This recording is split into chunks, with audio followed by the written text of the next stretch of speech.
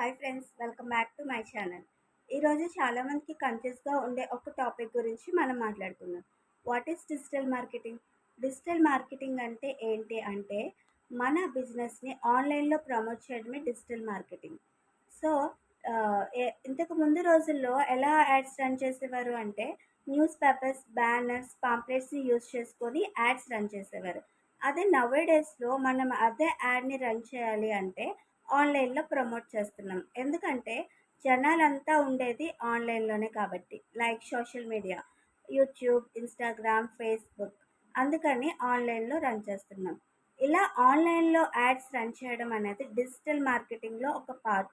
ఇలా digital marketing నేర్చుకోవటం వల్ల మనం ఫ్రీలాన్సింగ్ చేసుకోవచ్చు, వర్క్ ఫ్రమ్ హోమ్ కూడా చేసుకోవచ్చు. అదేవిధంగా మన బిజినెస్ కూడా గ్రోత్కి ఇది చాలా హెల్ప్ అవుతుంది.